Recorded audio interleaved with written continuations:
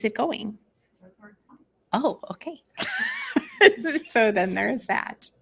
Um, so for this month, we are the theme is harmony, and I don't think anybody was in my yoga nidra class today that's here, so I can repeat some of the things, and then nobody will be like, "Oh, I don't want to hear this twice."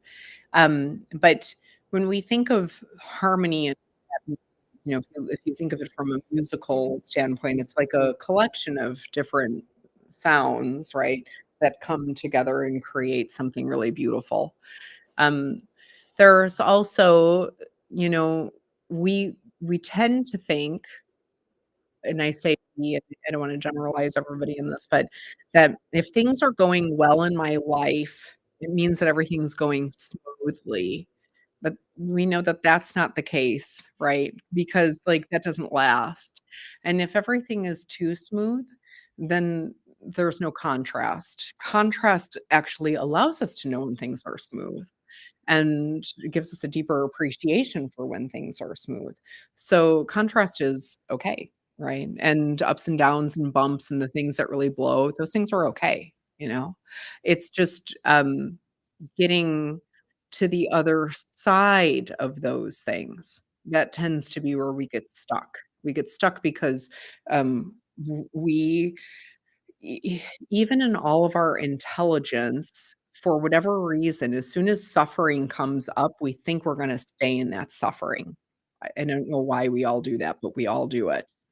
And so we're kind of in a weird state or whatever you wanna call it, and then we're like, "Oh, I guess this is it, like, I'm just gonna be bummed out like this for the rest of my life," and it's like, "No, you're not." I mean, like, no, you're not. You have enough track record to know that you have ebb and flow with things. You have enough track record to know that, like, yeah, I was bummed out before, and I'm not bummed out now, but it's almost like we can't remember. My dad would always say, "It's so funny that we can't remember pain." And then I'd think, "Yeah, because there would be no species if women remembered pain, because 'cause you'd have 1 child and you'd be like, 'Never doing that again.'" And but then so that would have been it. We would we would have, like, it would have been a one and done. But so we tend to forget how painful things are.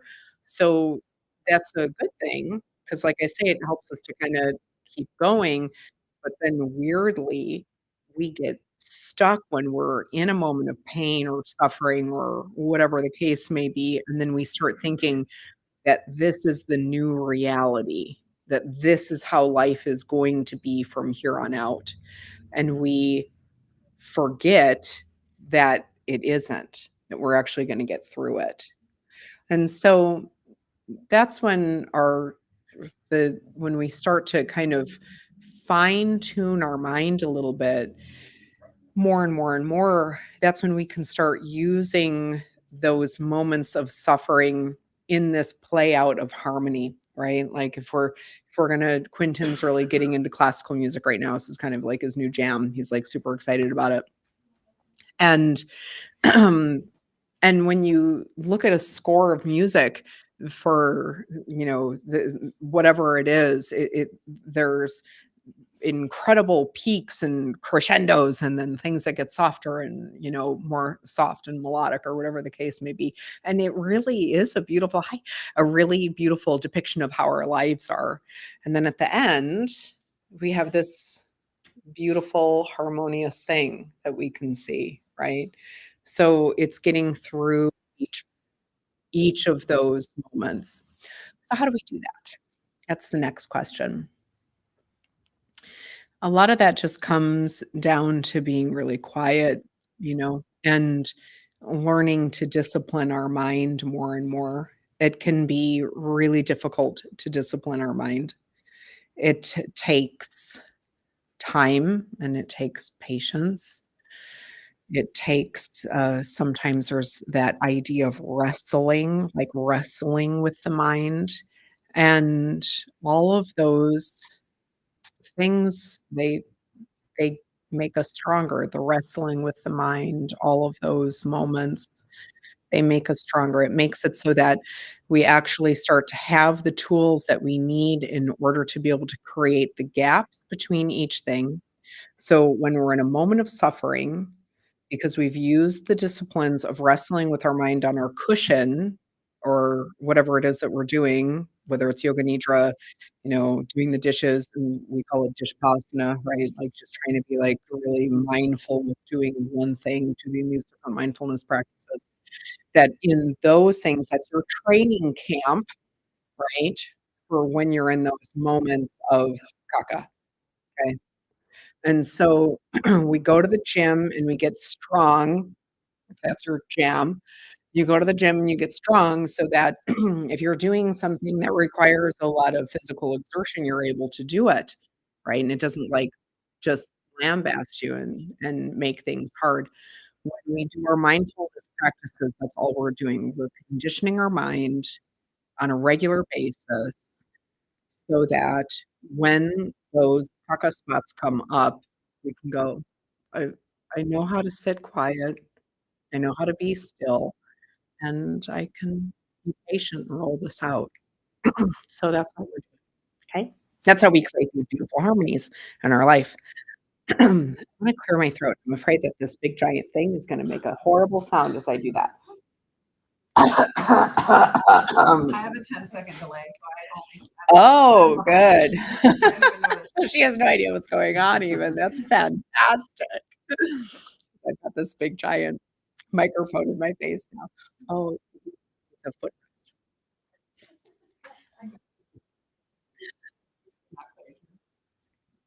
Did you just now clear it? Nice. Okay, cool. Okay. So, who has never meditated? One? Anybody else? Okay. So, um, for tonight, when we start these meditation practices, who's got like a kind of sort of meditation practice? Whatever. Okay. It's like, I'm the master. So when we do these meditation practices, I want you to be comfortable in your body. So we can talk about different ways to become comfortable in the body, and it is important. But we want to make sure that as we're seeking the comfort in our body, that first off, we don't fall asleep, right? Because there's a big difference between meditation and a nap. Um, so we wanna make sure that we're not kind of blurring the lines on that. The next thing is that we wanna be able to stay in a place where we're present, but we're not uncomfortable. Because we're fighting the body, and if we're miserable fighting our body, then we're just focused on that the whole entire time. Unless you want that to be your mindfulness practice, then you can do.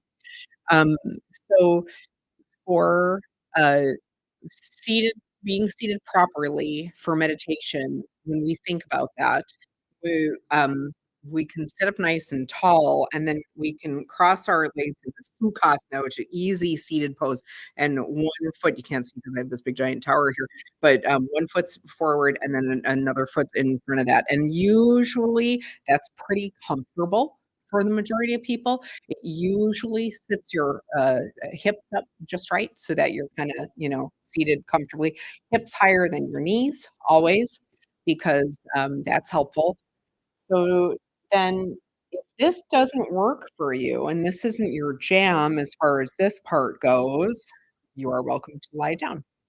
If you choose to lie down, I encourage you to have your feet on the floor and your knees to the ceiling. That prevents you from falling asleep usually, okay? And then hands on the belly if you can maintain that. But then if we're going to be seated, then we're just gonna sit up. Carlin, our Iyengar teacher, she has this beautiful cue that I really, really love, where she said to think of the skin on your chest rolling up and down and over your back. And I really liked that because I was like, "Ooh, I can get behind that. That like feels right to me." And then if you tuck your chin just a little bit, then it should create this like nice line. You can feel your sits bones in your cushion.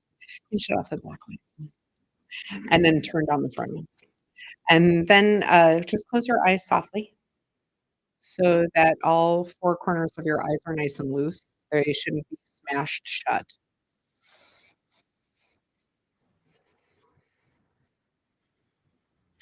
You can loosen your jaw a little bit, making sure that you don't have grimace on your face. That's really important. You can have your palms face up if you want to. If your palms are face up, they can just be plain face up, or if you wanna do chin mudra with your hands, you can do that, which is your thumb and your index finger just barely touching. You don't have to do that, though, there's no rules on that. You can have your palms face down if you want. If you are feeling cold, sometimes it's nice to cup your hands in front of your lap, and if you're feeling a little bit more feminine energy, you can put your left hand underneath your right. If you're feeling a little bit more masculine energy, so you can have your right hand underneath your left. Those are all just options. And then let's just go ahead and dial into our breath for a little bit. Mhm.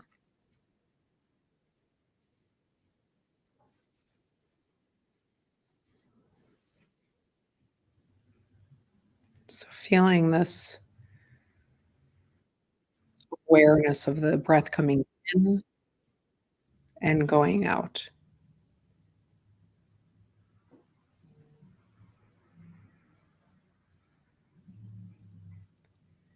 The awareness of the breath coming in and the expansion of your chest and your belly, and the air going out, and then everything kind of collapsing back down again.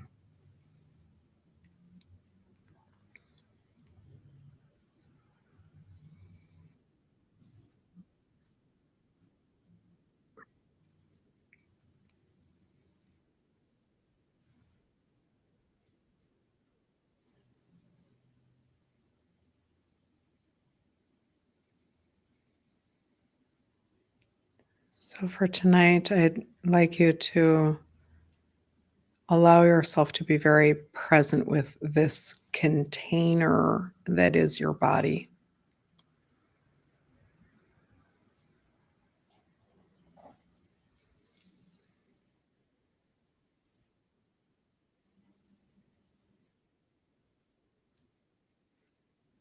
And for that, be aware of when you inhale, the skin even expanding, and then when you exhale, the contraction.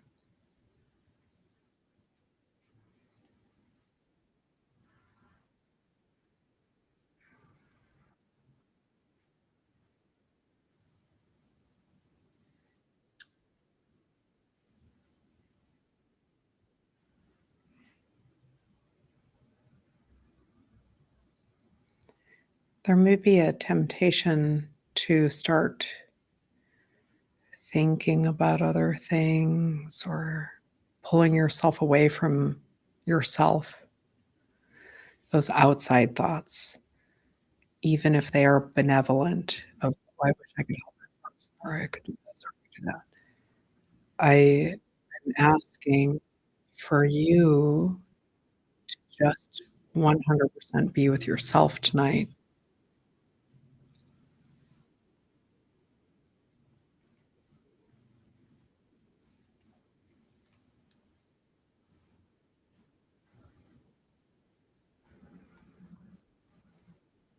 Be with the sensation that you feel behind your eyelids.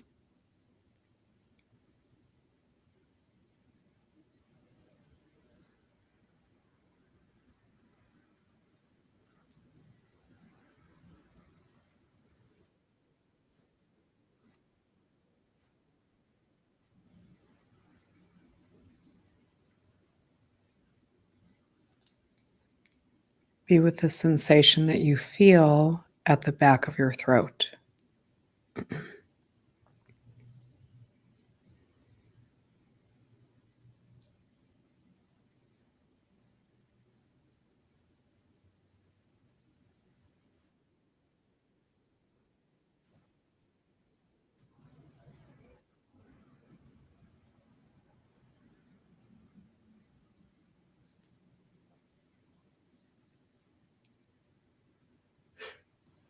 Be with the sensation that you feel of the expansion of your lungs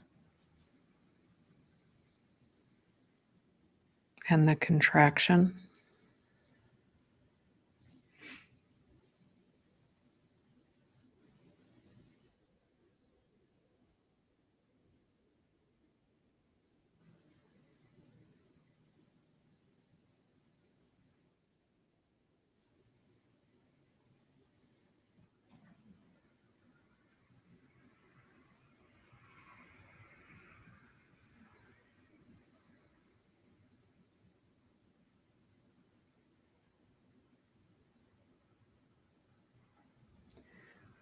And be with the presence of if you're aware of your heartbeat, you can settle in with that and be aware of that.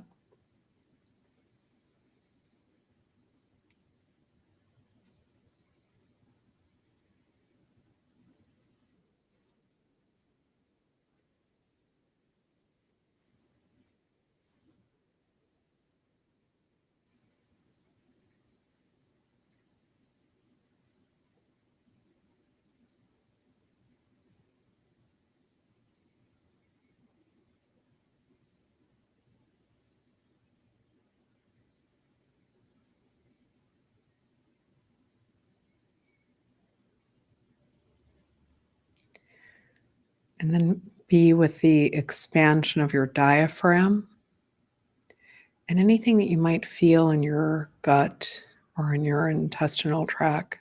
It's okay to just allow yourself to be really aware of what's going on with each part of this body.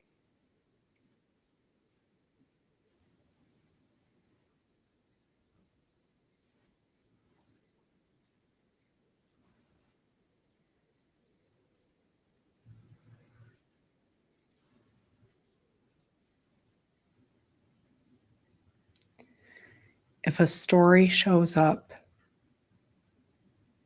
connected to any of these little parts, just bless it and let it move down the river.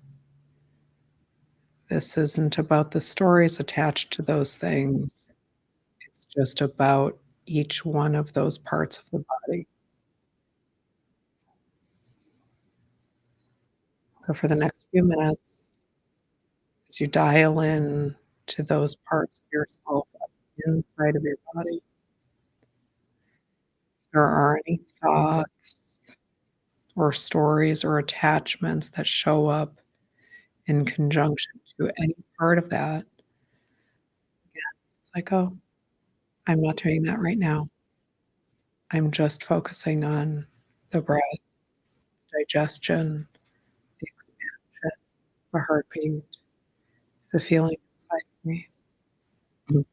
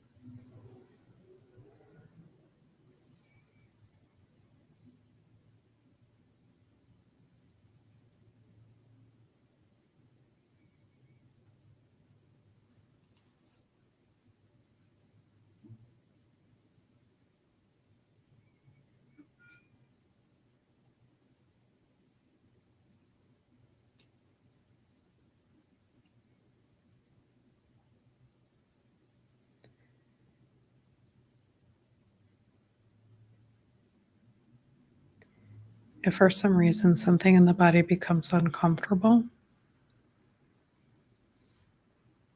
you are able to zero in on the uncomfortableness and then readjust accordingly to bring comfort back into the body and allow yourself to feel the contrast of that as well.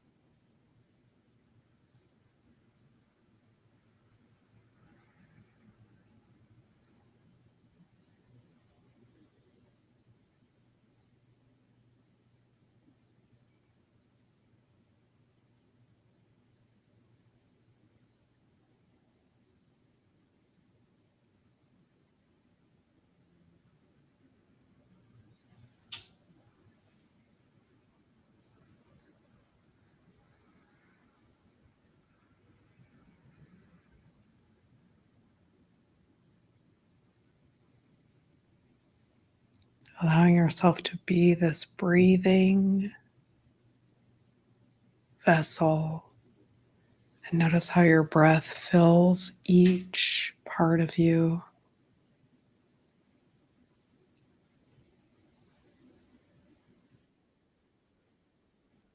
So that it is just you and breath.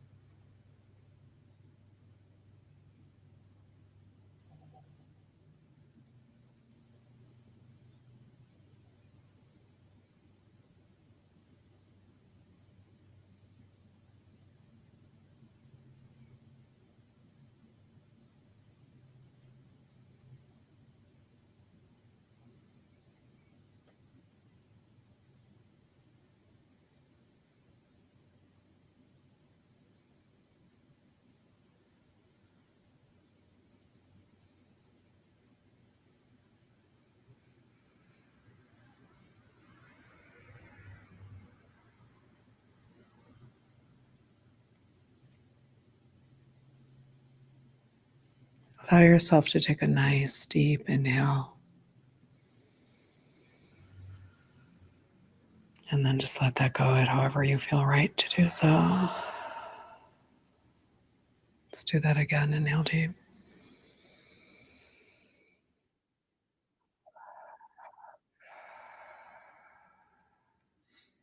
Notice how the invitation of that breath, feeling that collective breathing, feels almost like an additional little bath to your central nervous system.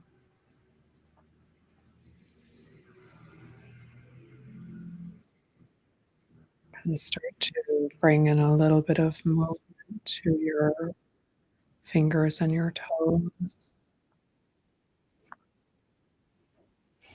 And start to move around a little bit.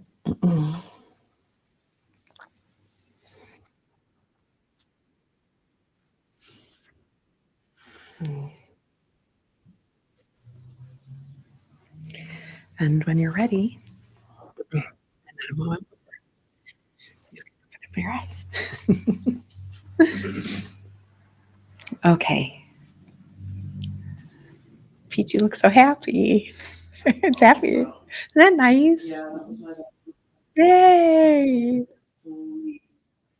transcended into that. Yay! Gesundheit. Yay! See, it doesn't take. Is everybody who had a pretty decent experience? Fairly. Good, good, good. It's nice because it's like it doesn't take too much to get us out of our head, but it does require a little bit of, coaxing on our part. I was telling Quint that a couple of weeks ago, it was really cool. So I think I had this experience the day before we went on our hike. So the day before we went on our hike, I was trying to do a really quiet mindfulness practice, and when I say quiet, I just mean quiet, right?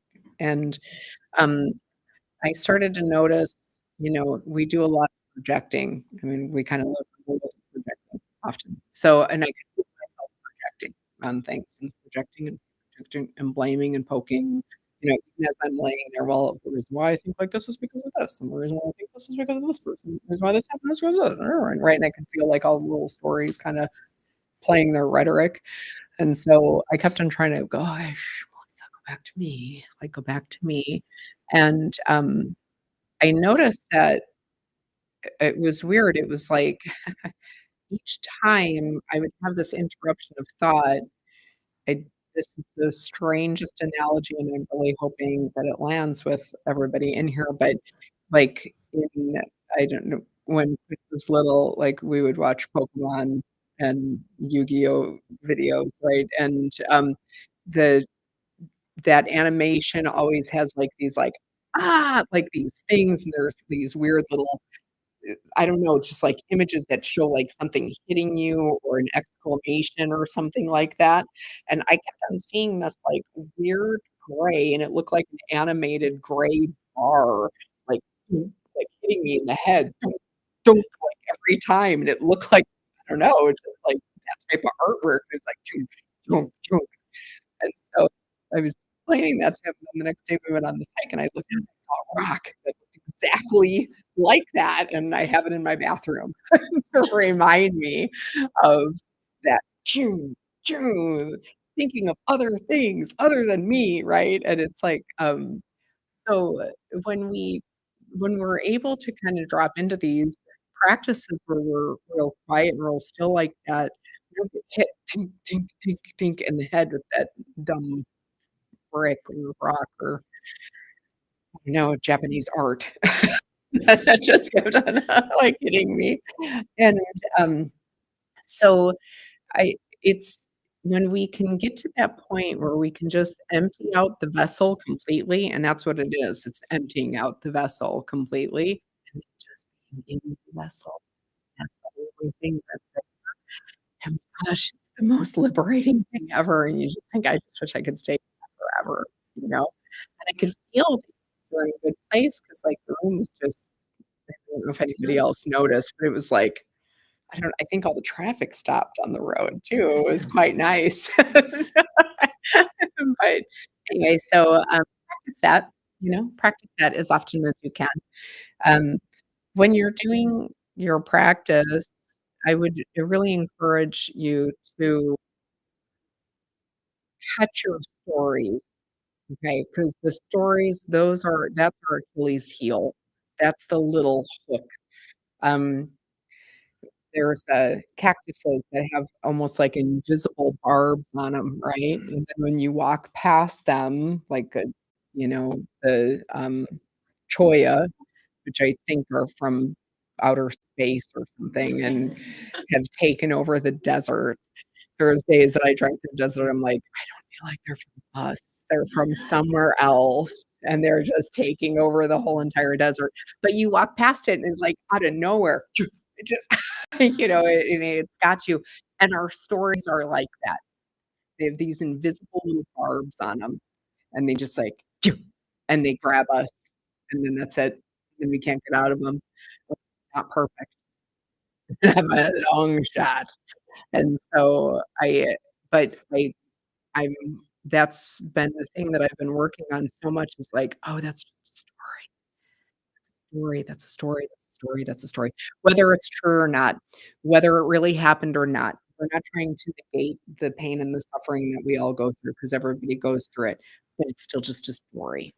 It's just a story, you know? Um, yeah. Mm, yeah. So I was gonna share something, but I'll share it another time. So in the way of announcements, we have all kinds of cool things coming up. So on tomorrow is the full moon. What does it mean when we see the full moon? A full moon is really, really cool. Chris and I, a long time ago, we had gone up to Sedona for like a great braiding thing.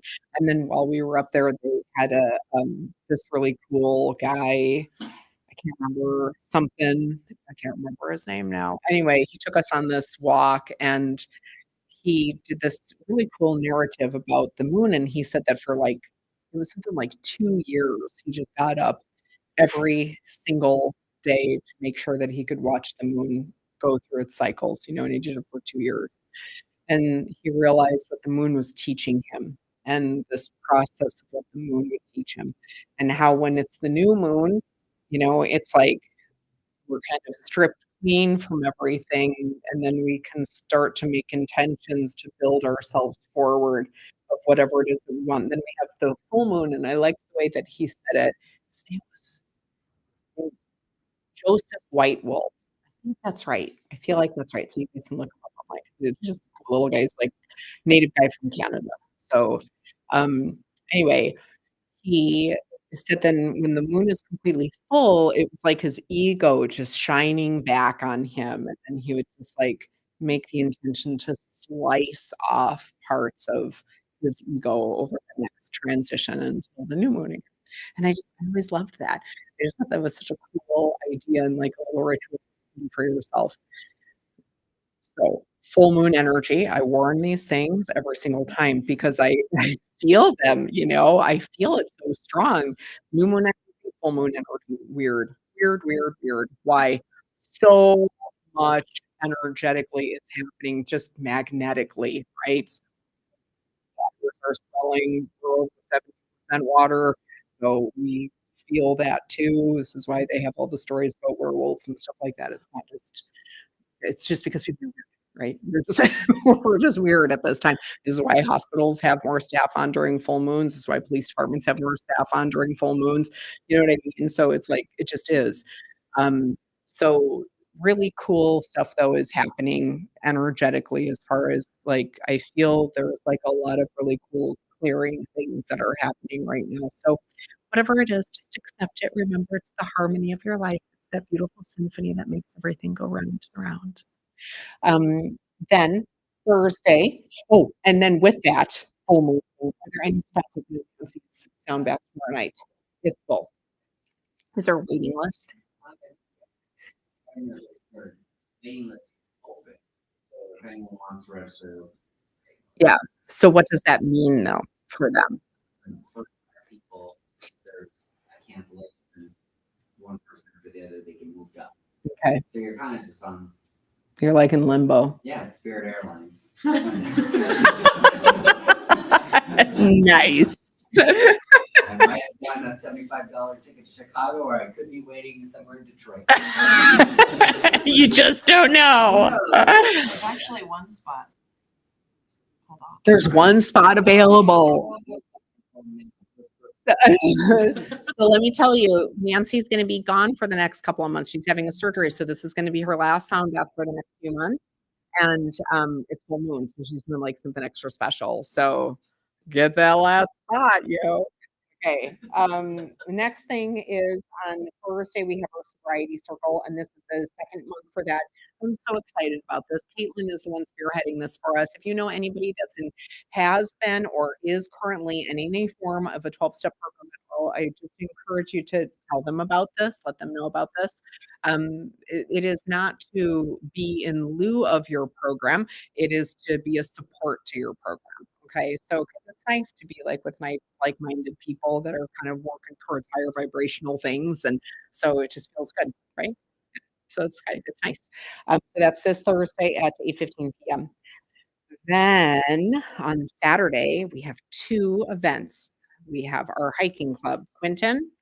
We're going to the Wave Cave. The last month we did the Wind Cave. This month we're doing the Wave Cave. We're meeting there. The parking is extremely limited, so I do recommend.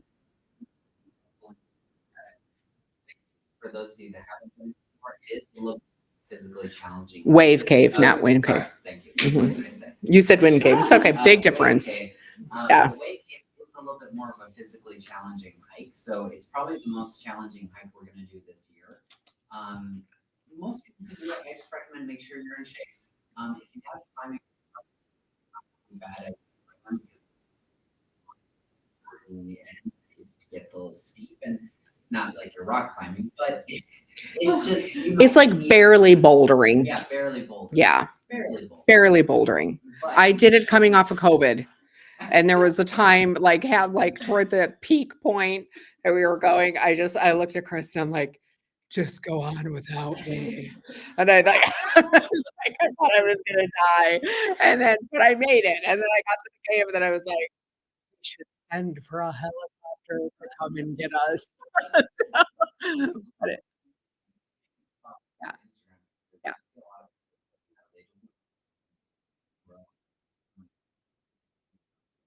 It's really beautiful. It's a beautiful hike. So, but it is challenging. So clean water. Drink. Okay. And then we have a really cool thing. Do you want to talk about it really quick? Sure. So it's going to be our first time doing the SAW method here, which is a somatic activated healing. So I'm the only one in the Phoenix metro kind of area who's certified with this state. It's a really cool new kind of new method that pretty much does exactly what we were doing with our meditation, is letting go of stories and feeling emotions in the body. So we do that is we start off with some breath work. We go into a little bit of body scanning meditation, some shaking, and then we do your body. It's an hour long, like actual clock, an hour and a half. So it's really cool, really fun. Kind of a little roller coaster, going through movement, the stillness, going through movement. But it's really fun, and I made it really cool. So. Nice. Nice. Cool. So, like Jim said, meet for the hike at 7:30 if you're meeting here, or 7:30 we'll be gone. 7, and then say it for me again. How do you say it? Somerset. Yeah, so it's fun.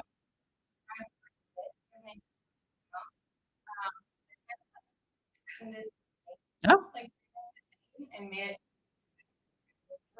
oh, which very is good. Okay, cool. Yeah. So, and that is at 1:00. Oh, I should wear my glasses in here. Then, It's possible to do both events, but just understand, you'll have to hustle. yeah, well, and because Quentin's planning on doing it. So, I mean, he's planning. So, if he's Yeah. facilitating the hike and he's planning on going to that, you're going to hustle. So, like, I've got places to be. I'm taking you with me. and then finally, we have on the 16th, Maria's doing another art class, and I love these art classes. They are so therapeutic. I would really encourage you to look at it. This one is a higher self art class. Each time she does it, she does something different. And she's a really, really good teacher. And each one of the things that I've done, I just feel, I don't know, it's meditative, it's transcendent. It just, they're really, really cool. So that's why we offer them here. So, and she's doing that at, what time is 1:00? Thanks, Paige. 1:00. Yep, on Sunday. So, okay, and I think that that's it. Right, Quint? Oh, this is a big thing, and it's important.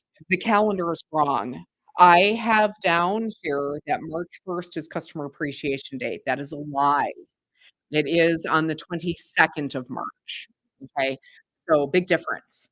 You can come and you will see there is nothing going on in the parking lot, and you'll think, "This sucks. This is the worst customer appreciation day ever. She must hate us."